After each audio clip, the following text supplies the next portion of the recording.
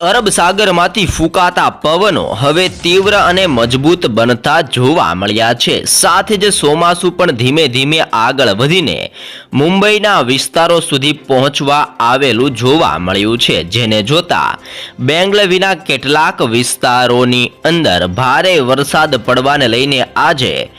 Red alert દર્શાવવામાં આવી રહ્યું છે અને સિસ્ટમનું સંક્રમણ પણ અત્યારે બેંગલવીના આજુબાજુના વિસ્તારોમાં આ સિસ્ટમનું કેન્દ્ર બિંદુ જોવા મળ્યું છે, જેને જોતા આ સિસ્ટમનો પટ્ટો બેંગલવીના વિસ્તારોથી લઈને ગુજરાતના વિસ્તારો અને મદુરાઈના વિસ્તારો સુધી આ સંપૂર્ણ વિસ્તારોમાં આ સિસ્ટમનો ઘેરાવો ફેલાયેલો જોવા મળ્યો છે અને આ સંપૂર્ણ વિસ્તારોની અંદર એટલે કે મદુરાઈ, બેંગલુરુનો વિસ્તાર, હૈદરાબાદનો વિસ્તાર, બેંગલવીના વિસ્તારોમાં, મુંબઈના વિસ્તારોની અંદર અને ગુજરાતના નીચાણવાળા વિસ્તારોમાં આજે આંધી, તૂફાન, વંટોળ સાથે પવનની ગતિવિધિઓ સાથે વાતાવરણની અંદર મોટો પલટો જોવા મળવાનો છે। પલટાની સાથે ચોમાસું પણ હવે ધીમે ધીમે આગળ વધતું હોવાના કારણે 2024નું ચોમાસું પણ મજબૂત બનીને ગુજરાતની અંદર પહોંચે તે પહેલાં જ પ્રી મોન્સૂન એક્ટિવિટીની અસરોને જોતા આજે અને આવનાર 3 દિવસ સુધી ગાજવીજ અને ભારે પવનની ગતિવિધિઓ સાથે ગુજરાતના અનેક જિલ્લાઓની અંદર મેઘમહેર જોવા મળી શકે છે। તેની સાથે સાથે હવે બંગાળની ખાડીની અંદર પણ હલચલ સર્જાતી જોવા મળી છે। બંગાળની ખાડીમાંથી આ પવનો આગળ વધીને થાઈલેન્ડ બાજુના વિસ્તારોમાં ફૂંકાતાને ટકરાતા જોવા મળ્યા છે, પરંતુ વિશાખાપટ્ટનમનો વિસ્તાર અને ભુવનેશ્વરના વિસ્તારોમાં આ સિસ્ટમની અસરો હવે મજબૂત અને તીવ્ર બનતી હોવાના કારણે ત્યાં પણ વરસાદને લઈને આગાહીઓ દર્શાવવામાં આવી રહી છે। સિસ્ટમનું સંક્રમણ અને જોર ગુજરાત ઉપર તીવ્ર બનતું સતત જોવા મળી રહ્યું છે। સિસ્ટમનો પટ્ટો પણ ઘાતક રીતે હવે ફેલાયેલો જોવા મળ્યો છે અને અરબ સાગરમાંથી આ ફૂંકાતા તીવ્ર અને મજબૂત પવનો હવે ગુજરાતની અંદર સીધા જ અથડાતા જોવા મળ્યા છે, જેના કારણે ગુજરાતના દરિયાકાંઠાના વિસ્તારોની અંદર 40 કિલોમીટર પ્રતિ કલાકની ઝડપથી લઈને 50 કિલોમીટર પ્રતિ કલાકની ઝડપે આજે તીવ્ર પવન ફૂંકાતો જોવા મળી શકે છે અને પવનની ગતિવિધિઓ સાથે ગુજરાતના અનેક વિસ્તારોમાં આજે ગાજવીજ અને ધોધમાર વરસાદ વરસતો જોવા મળી શકે છે તેવું પણ અનુમાન મૂકવામાં આવ્યું છે અને આ સંપૂર્ણ વિસ્તારોની અંદર પવનની ગતિવિધિઓ હજી પણ મજબૂત બનતી જોવા મળી છે। સાથે જ સિસ્ટમનો ઘેરાવો પણ અત્યંત તીવ્ર બનેલો જોવા મળી રહ્યો છે અને જેના કારણે ગુજરાતની સાથે સાથે અનેક રાજ્યોની અંદર આજે વાતાવરણની અંદર મોટો પલટો અને બદલાવ જોવા મળવાનો છે ને જેમાં સૌથી વધારે અસર બેંગલવીના વિસ્તારોમાં ભારે અને તીવ્ર વરસાદ પડવાને લઈને રેડ એલર્ટની સાથે યલો એલર્ટ પણ દર્શાવવામાં આવી રહ્યું છે।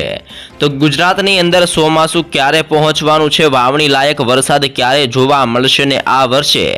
કેવો વરસાદ ગુજરાતની અંદર પડી શકે છે અને વરસાદને લઈને કયા જિલ્લાઓની અંદર આગાહી દર્શાવવામાં આવી છે, સંપૂર્ણ માહિતી અત્યારે આપણે મેળવવાના છીએ। સૌપ્રથમ તમે જોઈ લો અત્યારે કે બેંગલવી આજુબાજુના વિસ્તારોની અંદર વાદળ છવાયું વાતાવરણ તીવ્ર અને મજબૂત બનતું જોવા મળી રહ્યું છે। આ સંપૂર્ણ વિસ્તારોની અંદર એટલે કે દક્ષિણ ભારતના તમામ રાજ્યોની અંદર સિસ્ટમનો ઘેરાવો ભારે બનતો જોવા મળી રહ્યો છે। સિસ્ટમનો ઘેરાવો મજબૂત હોવાના કારણે તે સંપૂર્ણ આ નીચાણવાળા એરિયાની અંદર અત્યારે વાદળ છવાયું વાતાવરણ સર્જાતું જોવા મળી રહ્યું છે અને કાળા ડિબાંગ વાદળો સાથે હવે ઝરમર ઝરમર વરસાદ વરસતો પણ જોવા મળી રહ્યો છે।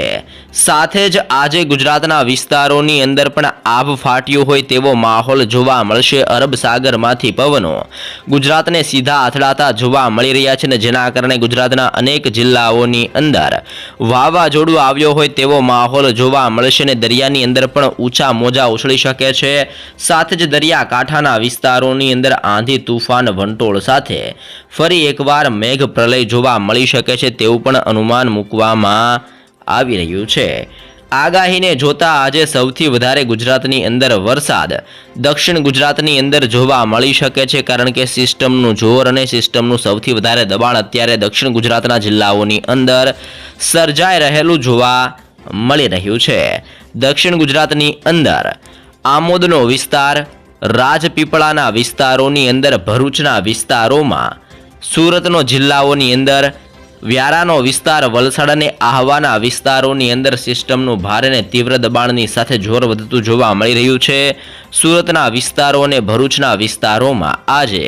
ભારે વરસાદ પડવાને લઈને યલો એલર્ટ પણ જાહેર કરવામાં આવી રહ્યું છે અને ધીમે ધીમે અત્યારથી જ વાતાવરણની અંદર પલટો પણ હવે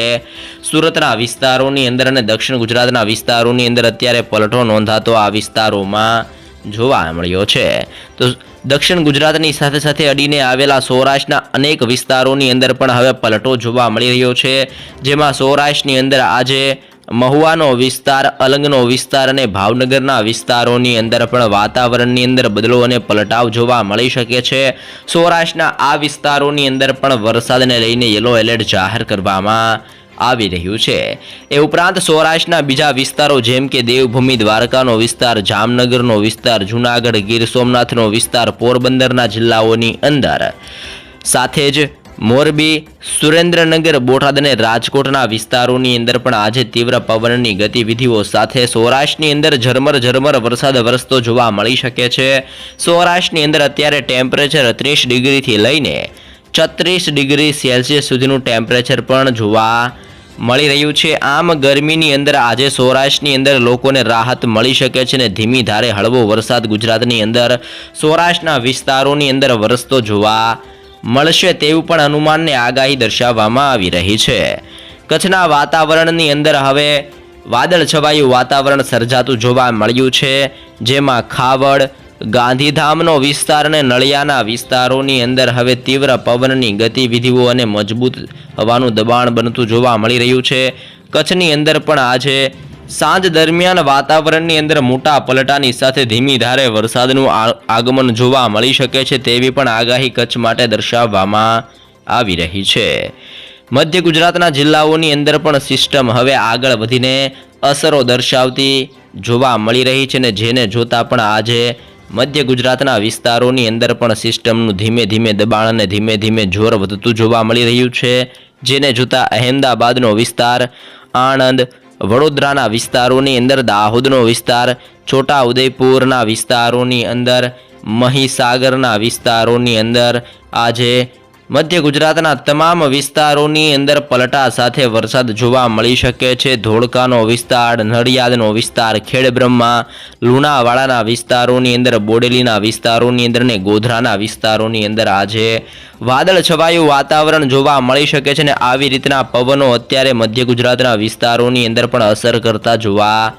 મળી રહ્યા છે. ઉત્તર ગુજરાતના જિલ્લાઓની અંદર હવે ધીમે ધીમે વાતાવરણ બદલાતું જોવા મળી રહ્યું છે. રાજસ્થાન ઉપરથી ફૂંકાતા પવનો હવે ગુજરાતની અંદર ઉત્તર ગુજરાતના જિલ્લાઓને અસર કરતા જોવા મળી રહ્યા છે,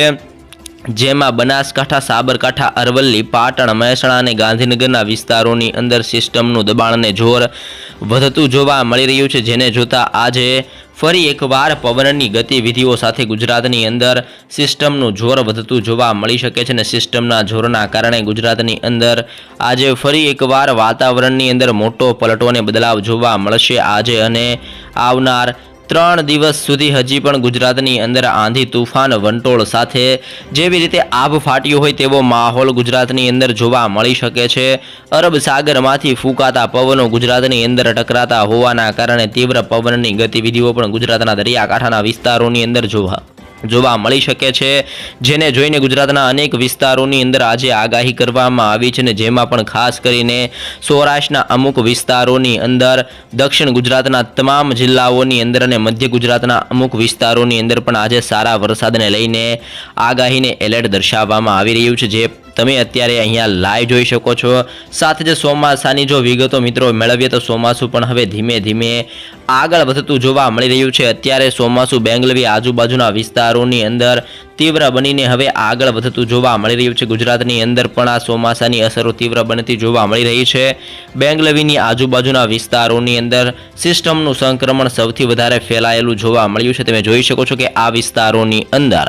અત્યારે ચોમાસું આગળ વધીને પહોંચી ચૂક્યું છે અને હવે આ ચોમાસું ત્યાંથી મુંબઈના વિસ્તારોની અંદર અને મુંબઈથી આ ચોમાસું ગુજરાતની અંદર આગળ વધતું જોવા મળશે અને જેને આગળ વધતા 5 દિવસનો સમય લાગી શકે છે. એટલે કે ગુજરાતની અંદર આ ચોમાસું પહોંચતા 15 જૂન સુધીનો સમય લઈ શકે છે અને 15 જૂન બાદ ગુજરાતની અંદર સારો એવો વરસાદ જોવા મળી શકે છે અને જે બાદ વાવણી લાયક વરસાદ પણ ગુજરાતની અંદર પડી શકે છે. સાથે જ ગુજરાતની અંદર 2024 એટલે કે આ વર્ષના ચોમાસા દરમિયાન 94% લઈને 102% સુધીનો સારો એવો વરસાદ ગુજરાતની અંદર જોવા મળશે, જેથી કરીને ખેડૂતોને પણ સારો એવો ફાયદો ચાલુ વર્ષ દરમિયાન જોવા મળશે તેવું પણ અનુમાન મૂકવામાં આવી રહ્યું છે. ગુજરાતની અંદર આજે અને આવનાર 3 દિવસ સુધી હજી પણ પ્રી મોન્સૂન એક્ટિવિટીની અસરોના કારણે ચોમાસું ગુજરાતની અંદર આવે તે પહેલાં એકવાર સારો વરસાદ જોવા મળી શકે છે અને લોકોને ગરમીમાંથી રાહત થતી જોવા મળશે, જેવી પણ મોટી આગાહી હાલ ગુજરાતને લઈને ચોમાસાને લઈને મોટી આગાહી દર્શાવવામાં આવી રહી છે. તો વરસાદ અંગેની માહિતી, ચોમાસા અંગેની માહિતી અને વાવાઝોડા અંગેની માહિતી સૌપ્રથમ મેળવવા ચેનલમાં નવા છો તો અત્યારે જ લાઈવ ગુજરાત સમાચાર યુટ્યુબ ચેનલને દોસ્તો સબસ્ક્રાઇબ કરી લેજો.